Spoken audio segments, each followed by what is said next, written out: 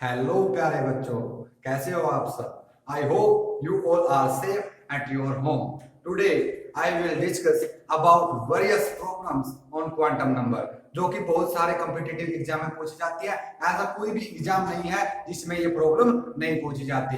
इस टॉपिक से कम 3 या 4 क्वेश्चन हर एक कॉम्पिटिटिव एग्जाम में आते ही आते हैं। तो आज स्टार्ट करते हैं हम various problem on quantum number. Quantum number हम बच्चों पढ़ चुके हैं प्रीवियस लेक्चर्स में और हम उनके बारे में पूरी जानकारी ले चुके हैं। अब हम अप्लाई करते हैं इसके ऊपर, वेरियस प्रॉब्लम के ऊपर। अगर हम बात करें प्रॉब्लम फर्स्ट की, क्वेश्चन नंबर फर्स्ट, तो फर्स्ट क्वेश्चन है which of the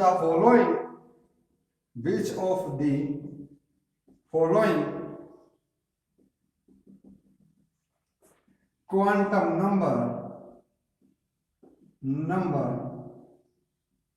is not derived from Schrödinger wave equation। Schrödinger wave equation जो फर्स्ट है n यानी प्रिंसिपल क्वांटम नंबर, सेकंड है हमारा l यानी एजीम्यूथल क्वांटम नंबर, थर्ड है हमारा ml यानी मैग्नेटिक क्वांटम नंबर, और फोर्थ है हमारा स्पिन क्वांटम नंबर। तो बच्चों प्रीवियस लेक्चर में हमने पढ़ा था कि श्रोडिंगर वेव इक्वेशन को सोल्व करने के बाद हमने 3 वेरिएबल बने थे, 3 वेरिएबल मिले थे जिनको हमने नाम दिया था क्वांटम नंबर का। तो बच्चों वो 3 वेरिएबल कौन से थे जो श्रोडिंगर वेव इक्वेशन को सोल्व करने के बाद हमारे पास आए थे? वो थे हमारे पास n, l and m। n, l and m। अगर m क्या है हमारा मैग्नेटिक क्वांटम नंबर, इसको हम ml भी लिख सकते हैं। तो यहां से हम देख पा रहे हैं बच्चों कि जो श्रोडिंगर वेव इक्वेशन के सॉल्यूशन से हमने 3 क्वांटम नंबर मिले थे। कौन कौन से? n, l एंड ml यानी principal quantum number, azimuthal quantum number and magnetic quantum number. अब देखो क्वेश्चन में बच्चों क्या लिखा है, which of the following quantum number is not, क्या लिखा है? नॉट। तो कौन सा होगा ऑप्शन बच्चों? ये तीनों तो हमें मिल चुके हैं, तो ऑप्शन हो जाएगा हमारा फोर्थ करेक्ट, कि जो स्पिन क्वांटम नंबर है वो हमें किससे फाइंड आउट नहीं होता है? श्रोडिंगर वेव इक्वेशन से। तो ये तो था हमारा first question, very very important question, mark कर लेना बच्चों, वेरी वेरी इंपॉर्टेंट क्वेश्चन। अब हम आते हैं सेकंड क्वेश्चन के ऊपर। तो बच्चों मैं इसको रफ कर रहा हूं, अब हम लिखते हैं सेकंड क्वेश्चन। तो सेकंड क्वेश्चन की मैं बात करूं तो सेकंड क्वेश्चन आता है question number second, find out possible values of n if l is equal to 0। Find out the possible value. अगर हम पॉसिबल की बात करें तो यहाँ पे इसको थोड़ा क्वेश्चन को चेंज कर देते हैं, फाइंड आउट द पॉसिबल, उसको लेटर ऑन ले लेंगे, find out the possible value of l if n is equal to 1।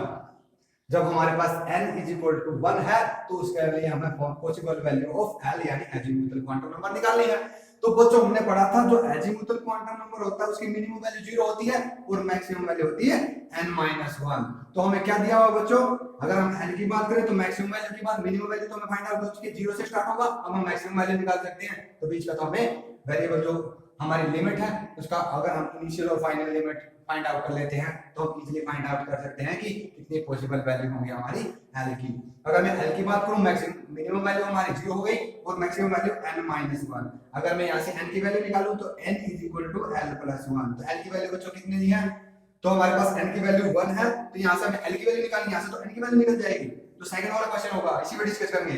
अब हमारा काम यही से चल जा रहा है। तो l = n-1, तो n-1 यानी n की वैल्यू कितनी है बच्चों? 1 1 - 1 = 0। तो a की पॉसिबल वैल्यू है, जब n = 1 है तो l की पॉसिबल वैल्यू a की है जो है 0। अब बच्चों ये इसे क्वेश्चन दूसरा फुट हो सकता है कि find the possible value of l निकाल चुके हम। अब जब l = 0 तो इसके लिए सब सेल बताओ। तो जब l = 0 होता है तो सब सेल कौन सी होती है बच्चों हमारे पास? सब सेल होती है हमारे पास S, क्योंकि हम प्रीवियस लेक्चर में पढ़ा था जब L की वैल्यू 0 हो तो S होती है, जब L की वैल्यू 1 होती है तो हमारी सब सेल P होती है, L की वैल्यू 2 हो तो सब सेल कौन सी होती है, D होती है, और L की वैल्यू 3 होती है तो सब सेल F होती है। इन फ्यूचर बच्चों इन वैल्यूज को याद रखिएगा, क्योंकि ये न्यूमेरिकल में फाइंड आउट करने में बहुत ज्यादा हेल्प करेंगी। तो अब हम लेते हैं सेकंड क्वेश्चन। अब हम बच्चे लेते हैं सेकंड क्वेश्चन, इसी को रिवर्स कर देते हैं। तो देखिएगा, जरा गौर फरमाइएगा क्वेश्चन के ऊपर। फाइंड आउट द, अब इसको चेंज कर देते हैं, क्वेश्चन नंबर थर्ड, जो क्वेश्चन नंबर हमारा थर्ड है। Find out value of n if l is equal to 3। बच्चों जो मैक्सिमम वैल्यू होती है L की, वो कैसे फाइंड आउट करते हैं, L is equal to n-1। अगर हमें n की वैल्यू निकालनी है, n is equal to n+1, तो n की वैल्यू क्या हो जाएगी, L की वैल्यू क्या है 3, 3+1 इज इक्वल टू 4। और जो हम पॉसिबल वैल्यूज की बात करें तो n की वैल्यू कहां से स्टार्ट होती है बच्चों, हमारी 1, 2, 3, और मैक्सिमम क्या है हमारे पास, मैक्सिमम वैल्यू 4 आ जाएगी। और इनिशियल वैल्यू क्या होती है, इनिशियल जो वैल्यू होती है वो 1 से स्टार्ट होता है, प्रिंसिपल क्वांटम नंबर क्योंकि पॉजिटिव इंटीजर होता है, तो इनिशियल वैल्यू हमें 1 पता है, तो फाइनल हमें पता चल गई। तो पॉसिबल वैल्यू क्या होगी बच्चों, n इज इक्वल टू 1, 2, 3 और 4। तो इसका आंसर आ जाएगा 4 पॉसिबल वैल्यूज हो सकती हैं n की। तो यहां से थर्ड क्वेश्चन हो गया हमारा। अगर हम फोर्थ क्वेश्चन की बात करें, फोर्थ क्वेश्चन में हम लेके चलते हैं। तो बताओ, अब इसको थ्योरेटिकल क्वेश्चन कर लेते हैं। which of the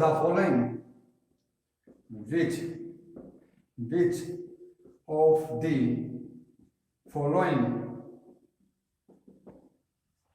quantum number tells us about size of orbital,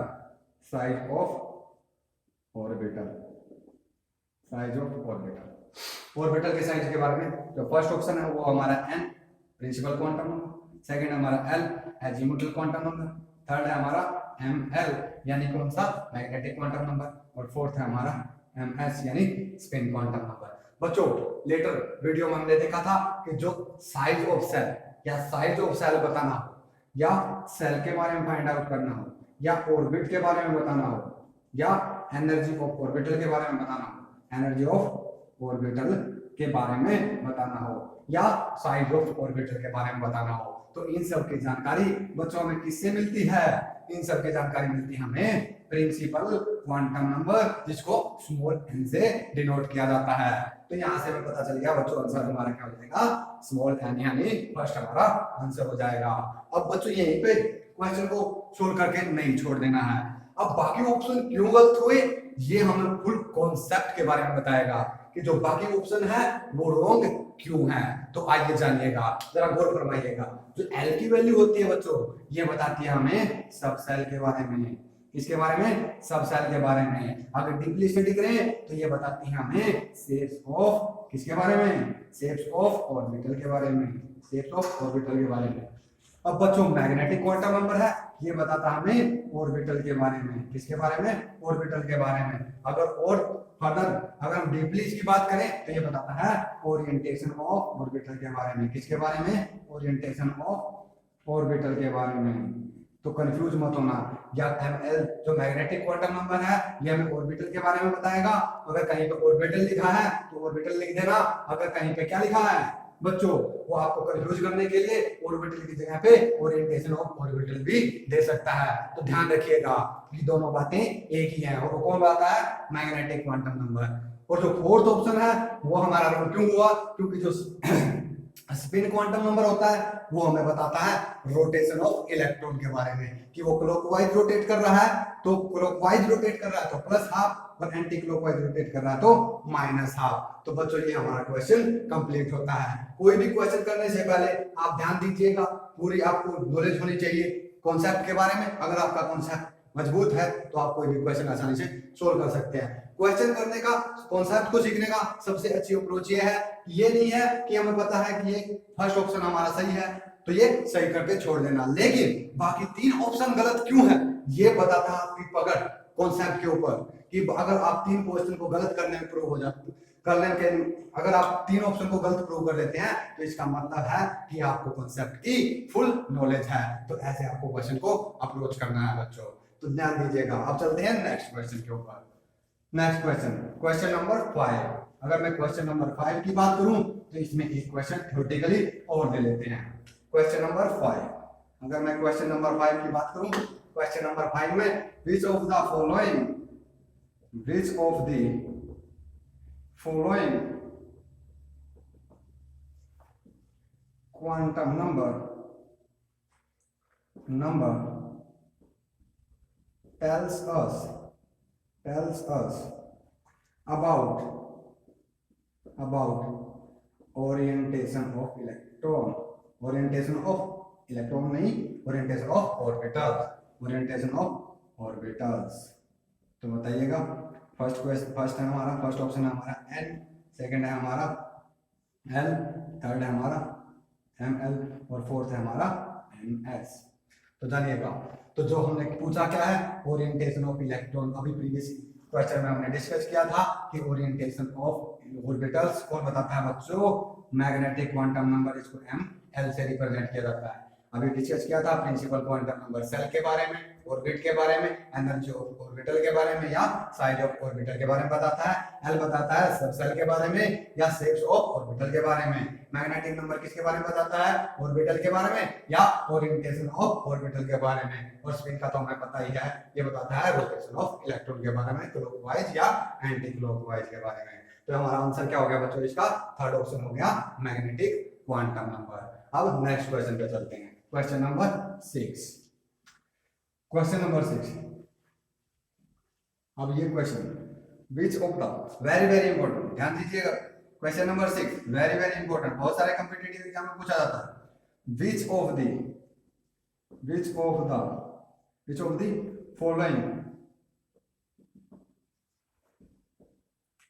following orbital not exist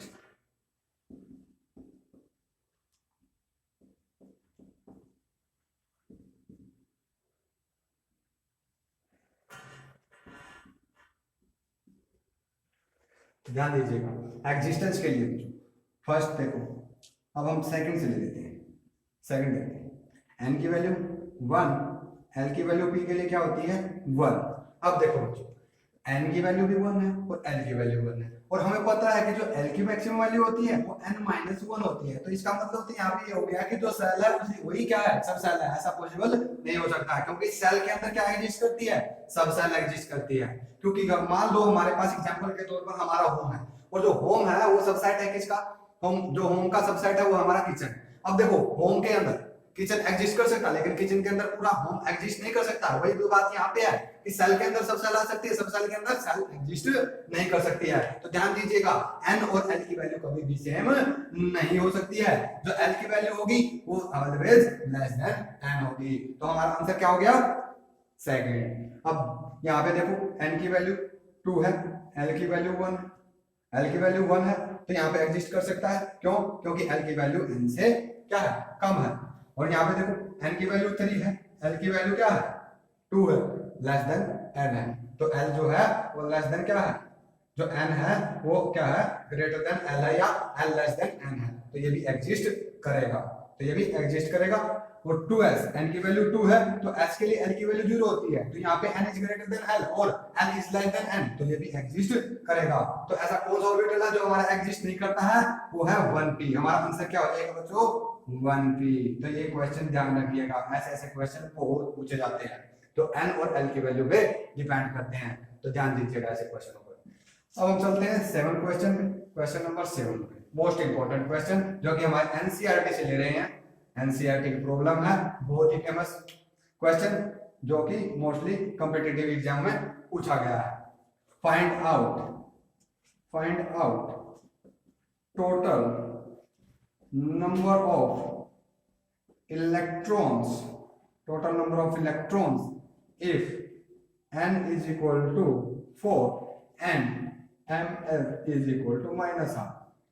यानी यहाँ पे पूछा है कि ऐसे कितने इलेक्ट्रॉन हो सकते हैं जो कि फोर्थ ऑर्बिटल में हो और जिनकी स्पिन क्या हो, -r हो। तो बच्चों यहाँ पे n किसके बारे में बताता है, सेल के बारे में। और हमने एक फार्मूला पढ़ा था कि number of electron in a cell, number of electrons in a cell, तो इसका फार्मूला क्या होता है बच्चों, 2n स्क्वायर। n की वैल्यू मैं बता आपको, तो डालिएगा जरा फार्मूले में, कितना हो गया 2 into 16 is equal to 32। बच्चों 32 इलेक्ट्रॉन्स आ गए। टोटल कितने इलेक्ट्रॉन है, फोर्थ सेल के अंदर या ऑर्बिट के अंदर 32 इलेक्ट्रॉन्स हैं। बच्चों अब उन्होंने क्या मेंशन कर दिया है, यहाँ पे स्पिन मेंशन कर दिया है। तो स्पिन मेंशन कर दिया है तो हाफ, तो 32 का हाफ करो कितना है, 16 ऐसे इलेक्ट्रॉन है जिनकी स्पिन क्या है, माइनस हाफ है, और 16 ऐसे इलेक्ट्रॉन है जिनकी स्पिन क्या है, प्लस हाफ है। और टोटल कितने इलेक्ट्रॉन है, 32 इलेक्ट्रॉन है। तो ध्यान दीजिएगा, यहां से बच्चे क्या करते हैं, डायरेक्ट 32 लिख देते हैं, क्या कर देते हैं 32 वाला ऑप्शन मार्क कर देते हैं और क्वेश्चन गलत हो जाता है। तो यहाँ पे ध्यान देने की बात यह है कि यहाँ पे स्पिन मेंशन की हुई है। स्पिन मेंशन यानी माइनस हाफ या प्लस हाफ, कोई भी मेंशन कर सकता है। यहाँ पे मेंशन है तो यहाँ पे क्या करना पड़ेगा, half of electron plus half में और half of electron minus half में। अब बच्चों ये 32 सही कब होता, जब हमें स्पिन मेंशन ना होती। तो अब इसका आंसर क्या था, find out total number of electron if n is equal to 4। तब हमारा आंसर क्या आना चाहिए था, 2n स्क्वायर, डायरेक्ट फार्मूला लग जाता। तो क्या आंसर आता हमारा आंसर आता 32। लेकिन बच्चों अगर यहाँ पे स्पिन मेंशन कर देता है ms माइनस हाफ हो या प्लस हाफ हो, तो ध्यान रखिएगा टोटल इलेक्ट्रॉन को हाफ कर देना है, यानी 16। यहाँ पे आंसर क्या है 16। तो टोटल इलेक्ट्रॉन को हाफ कर दोगे, हाफ प्लस हाफ स्पिन में और हाफ माइनस हाफ स्पिन में। मोस्ट इंपोर्टेंट क्वेश्चन, जो टोटल नंबर ऑफ इलेक्ट्रॉन आएंगे अगर स्पिन मेंशन है तो उसका हाफ कर देना, वही तुम्हारा आंसर हो जाएगा। तो इसका आंसर क्या होगा बच्चों, 16 नॉट 32। इसका आंसर होगा 16 नहीं कि 32। ध्यान दीजिएगा, वेरी वेरी इंपॉर्टेंट क्वेश्चन है, तो इसको मार्क कर लीजिएगा। अब हम आते हैं क्वेश्चन नंबर 8 के ऊपर। इसमें अब एक most important, which of the following is not exist. Question है which of the following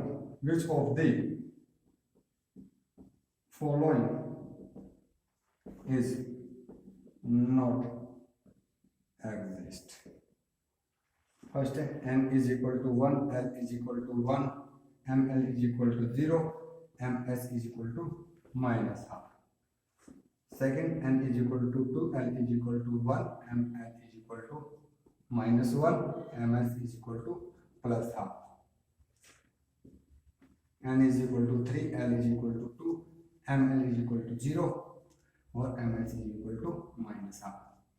fourth है हमारा n is equal to 5, l is equal to 3, ml is equal to minus 2, ms is equal to plus half। तो बच्चों यहाँ पे क्या दिया हुआ, हमारे पास 4 क्वांटम नंबर दिए हुए हैं और पूछा है कि इनमें से कौन एग्जिस्ट नहीं करेगा। तो मोस्ट इंपॉर्टेंट, कोई भी ऐसा एग्जाम नहीं है जिसके अंदर ये पूछा ना जाए, चाहे आईआईटी हो, जेईई हो, नीट हो, सीबीएसई हो, एचबीएसई हो, कोई भी बोर्ड हो, कोई भी स्टेट बोर्ड हो, पूछा ही पूछा जाता है। तो देखिए ऐसे क्वेश्चन को करने से पहले क्या देखते हैं, तो बच्चों हमें पता है कि जो n है वो हमेशा ही बड़ा होता है l से। n की value always greater than n। तो यहाँ पे फर्स्ट जो क्वेश्चन को अप्रोच करना है तो सबसे पहले क्या देखेंगे, स्टेप ऐसे क्वेश्चन को सोल्व करने के लिए सबसे पहले चेक कीजिएगा n is greater than l, n और l की वैल्यू चेक करते हैं। तो फर्स्ट हमारा जो स्टेप है n और l की वैल्यू चेक कर लेते हैं। तो n और l की वैल्यू चेक करते हैं। यहाँ पे देखो फर्स्ट ऑप्शन लीजिएगा, n is equal to 1, l is equal to, ये क्या कहता है कि n और l इक्वल है, लेकिन ऐसा नहीं है कि n हमेशा ही बड़ा होता है l से। तो बच्चों यहीं से ये हमारा ऑप्शन करेक्ट हो गया है, क्योंकि n की वैल्यू कभी भी l के इक्वल नहीं हो सकती, क्योंकि n की value always greater than l होगी। तो हमारा ऑप्शन ये सही हो गया है। अब देखिएगा n की वैल्यू 2 है, l की वैल्यू 1 है, तो l छोटा है n से, एग्जिस्ट कर रहा है। जब ऐसी बात हो जाए, जब n और l, जब n ग्रेटर देन l हमें मिल जाए, तो इसमें ध्यान दीजिएगा, तब आपको वैल्यू चेक करनी है ml यानी मैग्नेटिक क्वांटम नंबर की। बच्चों यहाँ पे गड़बड़ मिल सकती है, अगर n और l की वैल्यू एग्जिस्ट कर रही है तो ml की वैल्यू में गड़बड़ कर सकता है। तो नेक्स्ट अगर हम तुम्हें n की वैल्यू ग्रेटर देन l मिल जाए तो ध्यान दीजिएगा वहां पे ml यानी मैग्नेटिक क्वांटम नंबर की वैल्यू चेक कीजिएगा, अदरवाइज क्वेश्चन गलत हो जाएगा। मान लो अगर मैं क्वेश्चन को यहाँ पे मैं डाल देता हूँ 2 समझाने के लिए, यहाँ पे मैंने 2 कर दिया है, तो यहाँ पे 2 कर दिया है, तो देखिएगा n is greater than l exist कर रहा, क्योंकि 2 इज ग्रेटर देन 1, तो ये एग्जिस्ट कर गया। फर्स्ट स्टेप हमारा एग्जिस्ट कर गया। अब जो सेकंड स्टेप है हम देखते हैं ml की वैल्यू। ml की वैल्यू -L2 क्या होती है भाई, +L होती है। अब ध्यान दीजिएगा यहाँ पे क्या है, L की वैल्यू 1 है, तो ml की वैल्यू हो जाएगी -1 2 +1। अगर हम रेंज में बात करें तो -1 0 +1। अब बच्चों यहाँ पे दिया क्या हुआ है, ml मैग्नेटिक क्वांटम नंबर 2, जो कि रेंज में आ ही नहीं रहा, ml की वैल्यू में एग्जिस्ट नहीं कर रहा, तो ये बच्चों ये भी क्या हो जाएगा हमारा, एग्जिस्ट नहीं करेगा। तो ये दो ही ऐसे स्टेप हैं जिनके द्वारा हम क्वेश्चन को अप्रोच करेंगे। सबसे पहले देखना n की और l की वैल्यू चेक करना, अगर n की वैल्यू l से ज्यादा है तो एग्जिस्ट करेगा। उसके बाद अगर n की वैल्यू ग्रेटर देन l है तो फिर चेक कीजिएगा ml की वैल्यू, अगर ml की वैल्यू भी एग्जिस्ट कर रही है तो फिर आपका आंसर सही हो जाएगा, अदरवाइज रॉन्ग हो सकता है। यही है अप्रोच ऑफ क्वेश्चन, और ये मोस्ट इंपोर्टेंट क्वेश्चन है जो पूछा जाता है, तो ध्यान दीजिएगा इस क्वेश्चन में। Thank you.